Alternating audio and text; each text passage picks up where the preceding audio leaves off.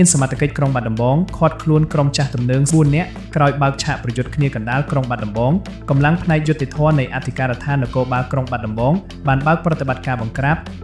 និងឃាត់ខ្លួនក្រុមចាស់ទំនើងចំនួន4នាក់ករណីហិង្សាដោយចេតនាមានស្ថានទម្ងន់ទោសទៅវិញទៅមកកាលពីថ្ងៃទី16ខែឧសភាឆ្នាំ2026ត្រង់ចំណុចក្រុមទី19ភូមិកំពង់ក្របីសង្កាត់ស្វាយប៉ោក្រុងបាត់ដំបងខេត្តបាត់ដំបងតាមប្រភពព័ត៌មានពីសមត្ថកិច្ចបានឲ្យដឹងថាជនសង្ស័យ4នាក់ភេទប្រុសបានធ្វើសកម្មភាពឆ្លោះប្រកែកនិងបើកឆាកវាយតប់គ្នាទៅវិញទៅមកយ៉ាងអនាធិបតេយ្យនៅក្នុងប្រតិបត្តិការបង្ក្រាបនោះសមត្ថកិច្ចបានដកហូតវត្ថុតាងមួយចំនួនរួមមានម៉ូតូមួយគ្រឿង ម៉ាក Honda Dream និងដុំថ្មចំនួន3ដុំដែលក្រុមទំនើងទាំងនោះប្រើប្រាស់ជាអាវុធក្នុងការគប់និងវាយតប់គ្នា